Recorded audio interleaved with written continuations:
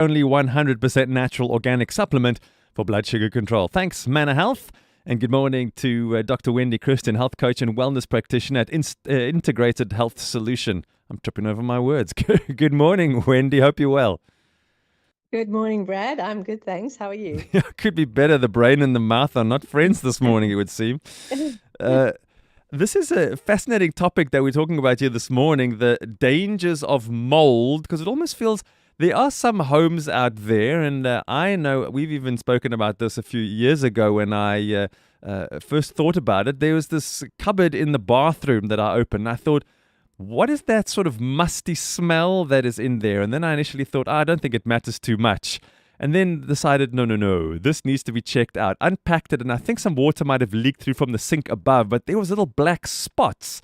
And I thought, I don't think I should be ignoring those little black spots that were forming. Yeah, that's quite right. And I think when you can smell it, then you know that it's quite severe. A lot of time mold is just present and we can't really smell it. But yeah, it is definitely something that we should be doing something about. We shouldn't just ignore it. So people might say, this is a weird conversation topic. Usually we talk about food. Are we talking about food mold? Well, we might be. This is just mold in general, and it's not really good for us, is it, Wendy? No, it's not. So it can have several impacts on our health.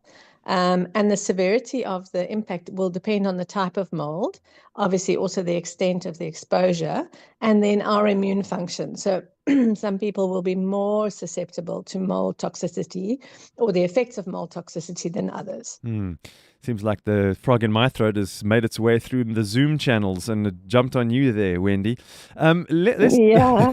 Let's talk about the effect that it can have on our breathing, because I'm guessing those spores help us out. Are those things that we are breathing in? Yes, we are breathing those in. And so that exposure to those mold spores can irritate our airways. So we can have coughing, we can have wheezing, shortness of breath. If people who have asthma, it can either cause an onset of asthma in some individuals, or it can worsen asthma in others, both children and adults. And it can cause allergic reactions. So people can have sneezing or runny noses or nasal congestion and itchy eyes. Is it a reaction to those spores, that allergic reaction that we're having? Is that something that you can say, like, I'm allergic to grass seeds, but I'm also allergic to mold? Is that just an allergy that we carry? Yes, so you can definitely be allergic to it. And if you are, then the exposure to that is going to trigger an immune response in your body. And depending on, as I said, on the severity of the exposure, it will also depend on how bad that response will be. What about people that are immunocompromised? Are they at greater risk? They're much more they're at a much higher risk to these type of infections. And it also, mold will exacerbate any sort of autoimmune condition. So if there is mold, that mold needs to be sorted out first. It kind of takes priority over many of the other things because it puts so much pressure on the body's immune system. So it can make other symptoms much worse. So here we're really talking about breathing in the spores and how it affects us from a respiratory perspective. I mean, is it possible that it's just plain toxic? I mean, can it kill you? Yes. Well, mold is called a mycotoxin. And certain of these species produce these mycotoxins, which can contribute to a whole range of symptoms. So things like chronic fatigue, headaches, brain fog, joint pain, skin irritation. Over a long term and a lot of exposure, it can affect our nervous systems and, as I said, our immune systems as well. Could it be that we are experiencing things like brain fog and headaches that we can't seem to figure out, and struggling with chronic fatigue, and we are being potentially diagnosed with right, left, and center with any number of things? Meanwhile, there are just some certain issues around damp in our homes that we need to clear up. I mean, could it be something like that?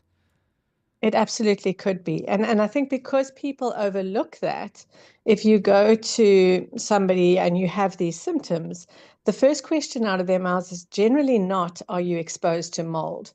So I think, we don't always put that connection together. You might think, oh, yes, I've got mold in my bedroom or my bathroom, but it's not, that can't be causing it. Yeah, I mean, I've even seen bathrooms, particularly during the winter time when it's very damp and stuff isn't drying well and there's not much circulation. You can sometimes see it even sitting on ceilings and walls, this sort of black stuff. And that stuff, we need to be getting rid of that because this is what's contributing to all that we're talking about this morning. Yes, exactly. So we should not have mold in our homes. You can get something called sick building syndrome, where you have chronic exposure to mold through damp. And that can come through, air conditioning Mm. vents. You can wonder why, when you go to a certain place, do you feel foggy and not well?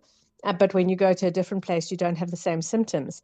That's typically an indication that the place that you might be working at has mold or something else that's causing a toxic reaction in your body. Yeah, there are many old office buildings that have been built so many years ago, and you often wonder what stuff is sitting in the air conditioning ducts that's suddenly filling everybody's lungs as it fills every room.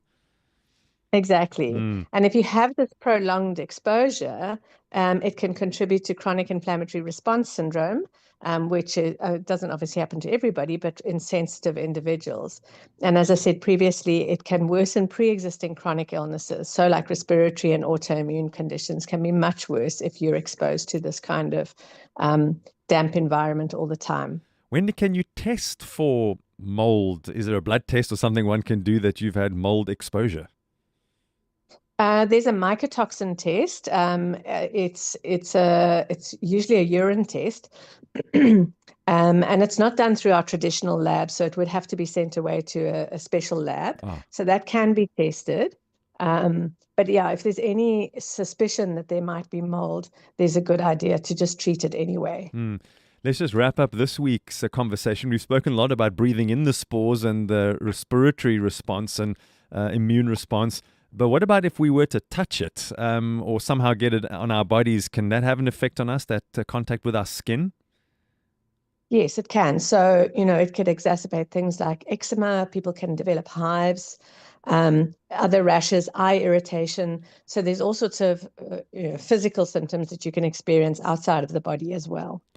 Yeah, this is certainly a fascinating conversation. I think some people are thinking, oh, I've got to check that out. I've got to speak to the caretaker in the office building just to make sure that when last have they cleaned those air conditioner filters and all of those things that are pumping the air all into where we sit all day long. Wendy, this is a fascinating conversation. We'll have a part two the next time that we connect next Thursday. We'll talk about some chronic exposure risks, and then we'll have a look at how we can fix these things.